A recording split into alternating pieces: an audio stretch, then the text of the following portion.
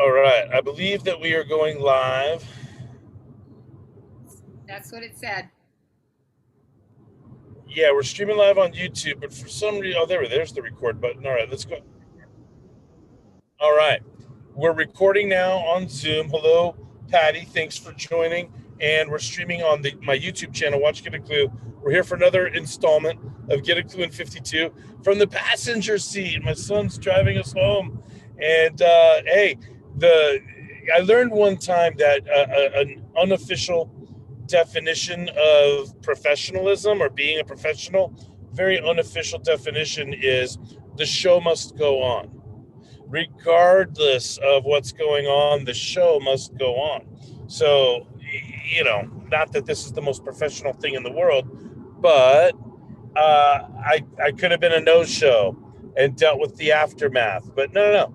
Let's see if I can catch a Wi-Fi connected to my phone while I'm in the passenger seat in Atlanta. Why not? Let's try it. So we're here for another installment of Get a Clue in 52. I might not be into the whole, 60 or 90-minute version, but we're here to read a tip from the book. And tonight's tip is about branding, and it's actually part of the networking section instead of the marketing section. I'm looking forward to reading it, but before I do, let me review the tips in the networking section that we've covered so far. There's 5 sections in the book. We started the year with communication, then we went to marketing, and now we're in networking. So let me go ahead and review those tips. Tip number 1 was develop an elevator pitch. But when you read the words it's not just having an elevator pitch, it's knowing what's really critical about an elevator pitch, which is very relevant to what we're talking about tonight, which is what do you do for people and how do you do it better or different than anybody else?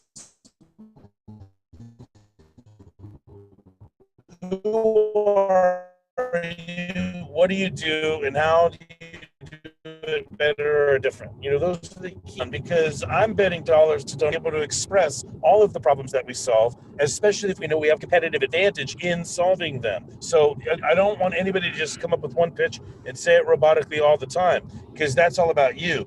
Having many pitches for each of the problems you can help people with allows you to be about them and pick the right pitch at the right time. I digress. Tip number 3 was tip number 3 was learn and master active listening skills. Even though there's a typo in the book, it says marketing there. What we mean is active listening skills. Why do we want good listening skills? So we know which elevator pitch to come up with when it's our turn to talk. Anyway, I digress. We can talk more about that. Tip number 4 is look for synergy. Anytime you do one thing that serves more than one purpose. Tip number 5 was look for leverage. What are the tools that we want to bring into networking situations that give us more power or more efficiency or more coverage or more footprint or more reach or more impact? There's a lot of tools out there that can help us in a networking situation. Tip number 6, which is what we read last week, was positioning is power.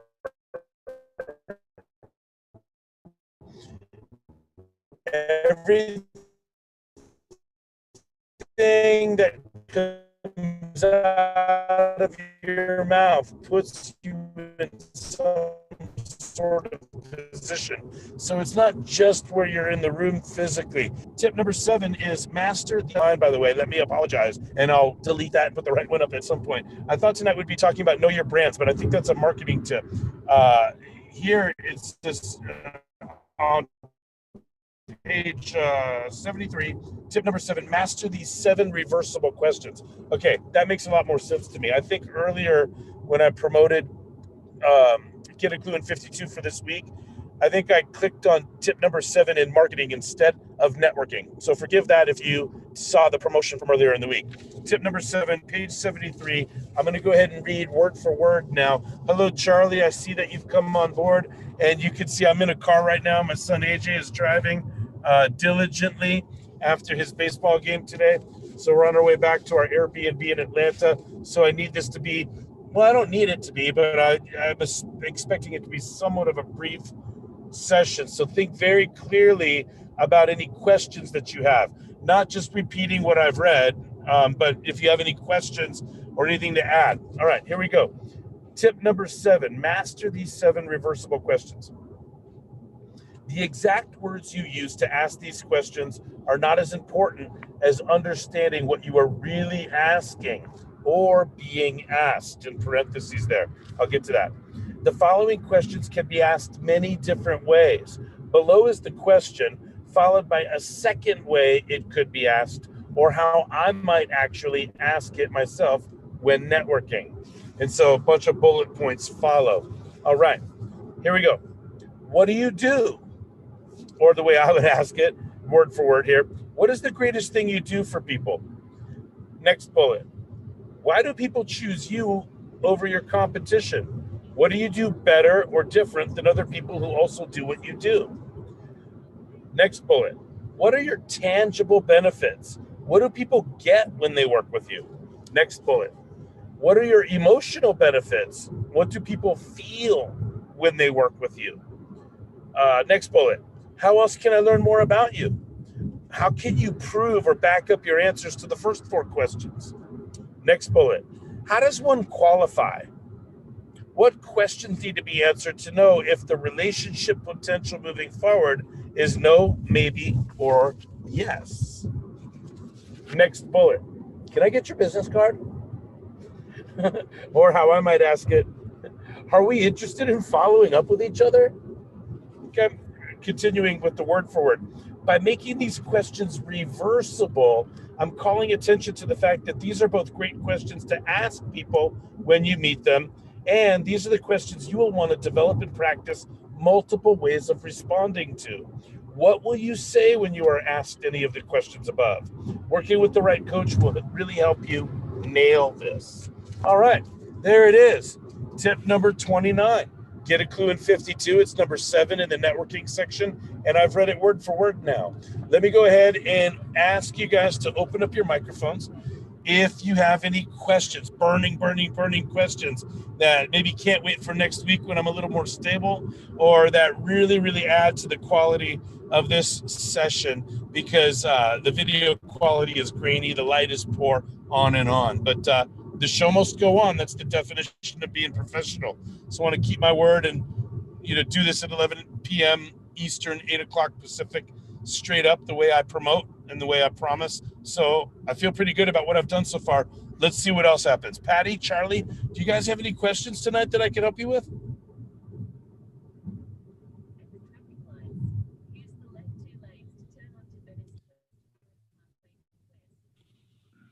Charlie. Hey, Coach Jeff. Trust you had a good game and the game all went well. No, I don't really have any questions, but just to say, to be cognizant where you know, listen carefully to who you're speaking to, who you're meeting, where you want to go to with that person, and if that person is going to be able to add value not only to you, but to someone within your network. Mm-hmm. Yeah, I listening, we talked about as a tip a couple weeks ago. Tonight is about really mastering these questions, right? Yeah. I mean, it would be a dream come true for me if any student or assignment or fan of mine could actually rattle these 7 questions off the top of their head. In whatever words they chose, whatever words you choose, it would be a dream come true for me if everybody that follows me, reads my books, attends my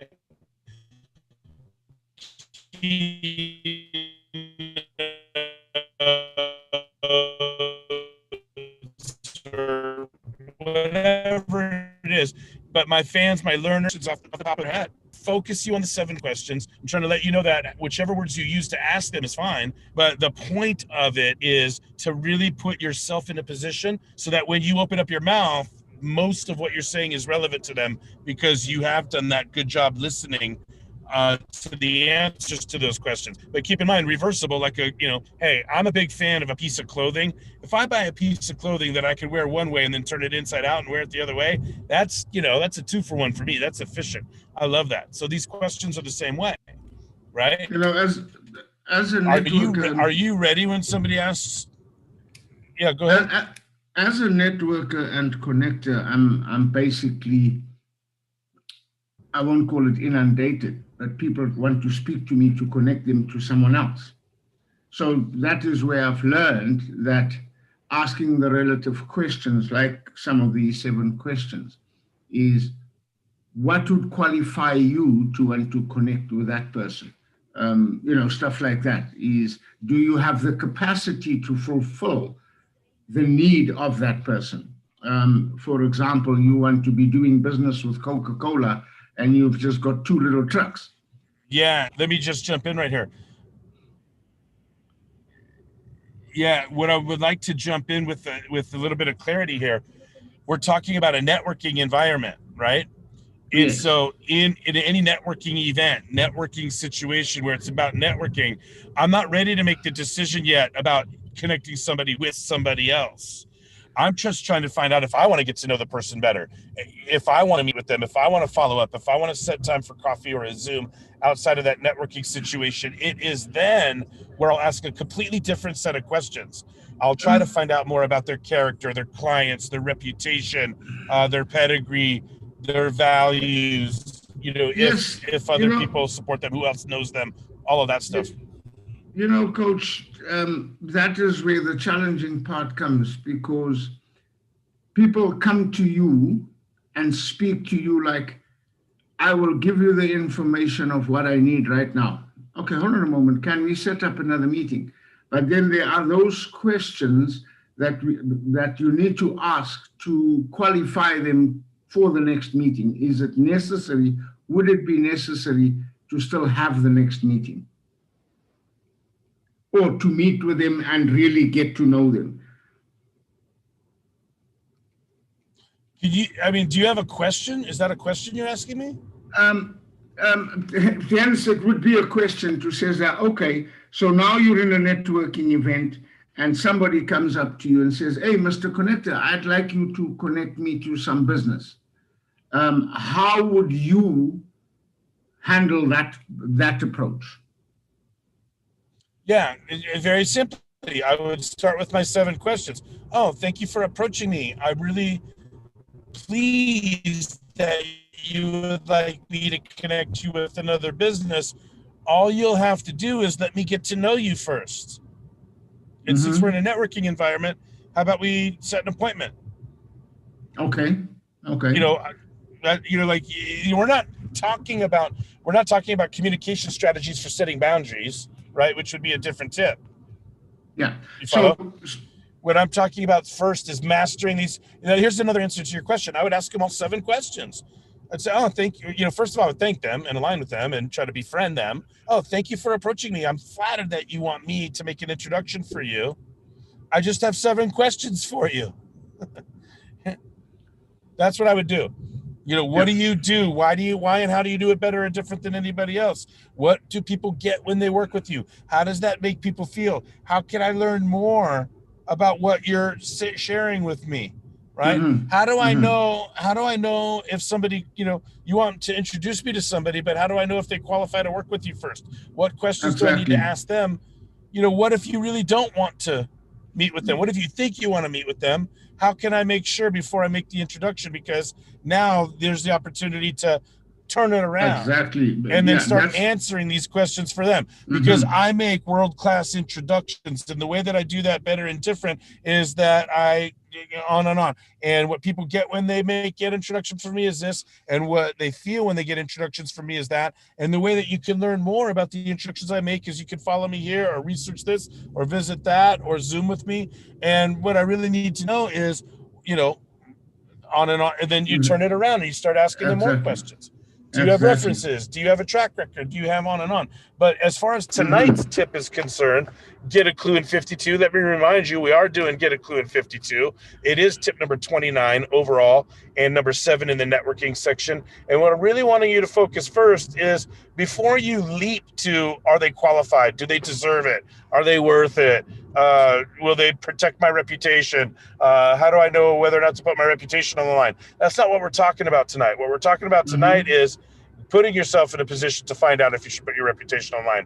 Or said another way, If you master these 7 questions and you're ready to answer them and you're ready to ask them, the next steps beyond the networking environment should reveal themselves. And it usually is meeting outside of a networking environment to drill down on the ethics, the morals, the values, the pedigree, the references, the track record, the third-party testimonials that you would need, whatever your criteria is. And by the way, the other answer to that question is more like a one-on-one coaching thing, Charlie, is you need to know exactly what your criteria is before you'll introduce anybody to anybody. And you need to be, have a systematic way to put people through that, to prove or demonstrate that criteria for you. So you say, hey, well, I'm a global networker. I can put you in touch with anybody around the world because I have this competitive advantage and I have this competitive advantage and I have this. And when I introduce you to somebody, you're not only going to get the email and the phone number, but you're also going to get my follow-up and, accountability and check-ins and so forth. But how you're really going to feel is you're going to feel handheld and you're going to feel supported and you're going to feel certain that this introduction is right for you. But before I could do that, I need to know more about you. And then you turn it around and you start asking them those questions, right? So I really want you to just focus on mastering these questions before you ask me anything else, right? When you could get onto it, right? When you can get on to Get a Klu in 52 without cheating or without looking at any notes, tell me what those 7 questions are. I'm not going to be worried about you. 100%. Got you. Are you with me on that, Charlie? Thank you, Coach. Thank you, my friend. We are in Get a Klu in 52. Tip number 29 overall, number 7 in the networking section. Master the 7 reversible questions. By the way, Patty, you probably know because you are in my group mentoring and you've got my coaches training. These 7 questions represent the 7 aisles in the grocery store of marketing communication. So what are we doing when we're networking? We're marketing ourselves, but we're also paying attention to how other people market themselves, looking for all the types of all the opportunities. So Patty, let me ask, do you have any questions or comments to add to tonight's session? It's actually turning into a pretty good session. Thank you, Charlie, for that. Patty, do you got anything to offer? I was noticing that question about how do your clients feel when they work with you, as one side of the emotional benefits. Yes. You got it. See, you see how you tie it together, right? What am I doing there? Repurposing the content. Yep, you are. And I was writing down my answers, but the thing about how can you back up your answers, and I always find it helpful to tell a story about one of my clients when somebody asks me. You got it. Remember FEAST, FEAST? Yes. Forms of evidence. So facts, examples, analogies, story, facts, anecdotes, which are stories. Right? And then statistics, testimonials. So facts, examples, anecdotes, statistics, and testimonials. Or analogy. I'm getting that wrong. Well, is it feast or facts? F is for facts. Evidence. No, E is in evidence. These are 5 forms of evidence, and I'm probably pulling from another tip. But this is interesting. It must be late at night. They're statistics, right? And then they're anecdotal evidence, right? Yeah, no, but see, in the land of evidence, okay, let me get this straight. I don't know why the E word is evading me. It's funny. I created the acronym so I would remember, and now here I am forgetting. But here we go. F is for facts. E is for, let me just go ahead and say events. Events. What I mean by events is stories. The reason I'm not calling it stories is because I want to use the letter S for statistics as a form of evidence or proof, right? Not proof, but evidence, right? So facts, examples, that's what it is, examples. So example or an event, those are 2 E words that are synonyms for stories.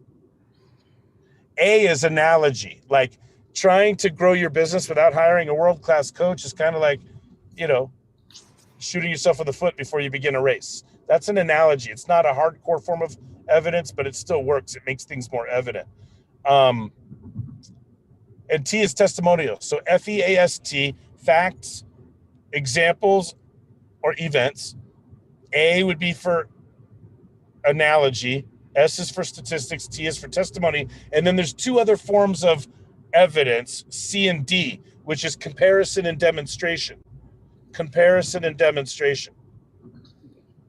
Those are very effective. So when I'm asking, well, how would you back up your answers to what you said before? How would you back that up? There's different language we could choose there. It's not, we don't want to tell people that we don't trust them or, well, how could you prove it? How could you back that up? I don't believe you. That's not the message we necessarily want to send people while we're networking, right? But, you might find a more elegant way to ask the question, like, hey, I love your answers to my questions so far. When I leave tonight and I go to the internet, where else can I learn more? You follow? Mm-hmm. Right?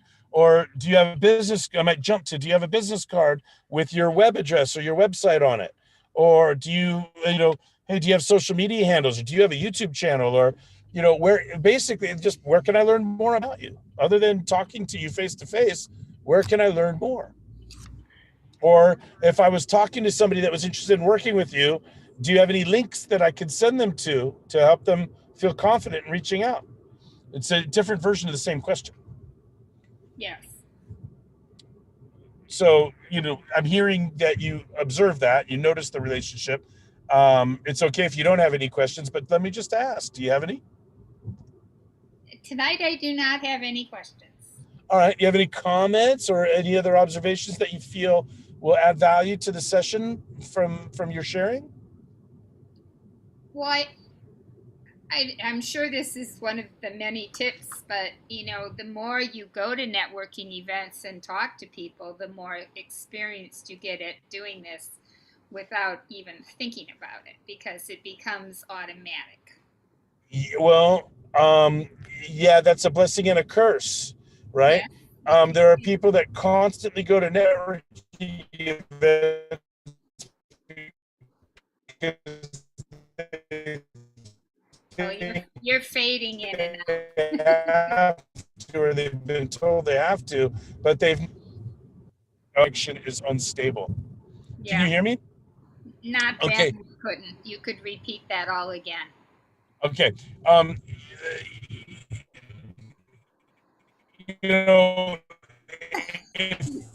If somebody Charlie's laughing goes to a networking environment and they're not good at it, what's going on? You're going to have to repeat that. Again. You're going to have to repeat that again, Coach Jeff. You sounded like a gremlin. You know what? I'll tell you what. If you guys are both on next week, how about you ask me next week when I'm in a stable situation, and we'll pick it up from there. Okay. And let's go ahead and wrap up for tonight as we're getting closer. It's a poorer signal. So let's pick up right there with that question. Patty, will you remember to remind me that I will. When you keep on going to networking, well, let me go. We're about to stabilize real quick. Let's see if this can happen. That's better, yeah. It's true. I mean, I understand what you're saying. It can't be rote, because then it doesn't sound real and authentic. If it's just crap. Well, not only that, but a lot of times we talk about as mentors or coaches, advisors, we talk about the ball of clay that we love, that we could just mold from go, where they don't have a ton of bad habits that we have to undo before we build the new habits. You know what I'm getting at? Okay. So, sucking at networking can be automatic also. There's a lot of people that go to networking events and they're zombies, and they started going to networking events with bad habits, and they keep on going with the bad habits, and nobody's told them otherwise. Like I've gone to networking events where I see people and I purposely avoid them because I know that they have commission breath, or I know that they're spray and pray, or I know that they're all about themselves and collecting cards and getting out of there. I know that they're not genuine and deep. In other words, they showed up to a networking event and with bad habits, and nobody ever told them anything differently, and they keep on doing it, So that's the negative side of but otherwise, you're right. Keep going. The more you do it, the more you do it. But I don't want that point that you're making to be heard without the practice, the study, the education, the coaching. Mm-hmm. Get better. Learn strategies and practice those over and over, and you'll get better at it. Be informed, know yourself. This is what I'm trying to do. Now, the constant taking of action taking is 1 point on the 10-point model of integrity I've developed. And then you're right, Patty, accumulation is another point of integrity, right? The more action we take, the more we learn. Mm-hmm. And then and if we accumulate those learnings, those experiences, that knowledge, then we're able to do better and give and so forth. So I just kind of referenced the last 4 points of the 10 points of the model. Act, learn, accumulate, and give. Act, learn, accumulate, and serve. Those are the last 4 points in the integrity game. I digress to tease you guys. Remember that Get a Clue in 52 has a bonus. Where's the light? There it is, the bonus chapter on the integrity game. I spent a couple hours today working on the integrity game, the book, which will be coming out this year. And I hope that you pick up a copy of Get a Clue in 52 to read all of the improvements in the second edition over the first edition. But I hope that I wet your whistle and get you excited about the integrity game. At some point this year, I'm going to open it up for pre-ordering of copies of the book and all that stuff. But let me go ahead and we're sitting in the parking lot right here of our Airbnb. AJ's done a fantastic job driving us home safely in the dark of the night in Atlanta. And let me go ahead and ding, ding, ding, ring the bell. Last call for comments, questions, or jokes or suggestions or whatever it is that you have. Last call for contributions to tonight's session. Go ahead, Charlie. You know what's coming, Coach Jeff, and thank you. You're going to ask me driving safely. Yeah, you're going to ask me. And the timing, to AJ, the timing was just impeccable. You got stationary, its network is quite safe and quite stable. And now I can ask for my Klubi snack and not postpone it for tomorrow. Yeah. Real quick, Patty, did you take any notes earlier in the week? We have one. Okay, let's hear it. We call them feelings because we can feel them. Woo! I love it. You ready, Charlie? Yeah. I'm already ready. Feel them at networking events. Yeah. Well, you were talking about emotions right there, right? And we're giving life and focus to the physicality of emotion. You know, that's what's the subtext behind that Klubi snack is that emotions are chemicals. In the same way we feel nicotine or alcohol or sugar, or vinegar, yeah. The same way we feel that, taste that, recognize that, the same way we recognize why jelly feels and tastes different than peanut butter is the same way that anger feels different than sadness or, joy feels different than serenity or enthused feels different than contented or dread feels different than guilt. Right. Like not wanting to do something feels a lot different than feeling upset that you did something. Right. And so the difference in all of those feelings is the chemical makeup of emotions. So in Klubi snack form, it's very simple. We call them feelings because we can feel them. Thank you, Charlie. Thank you, Patty. All right. You're welcome. I love you guys. Thank you so much. This is another installment of Get a Clue in 52. Patty, you ready to seal this baby with a kiss? Yep, absolutely. All right, here we go. Mwah. Love you guys. Thank you so much. Good night. Have a great week. Bye-bye.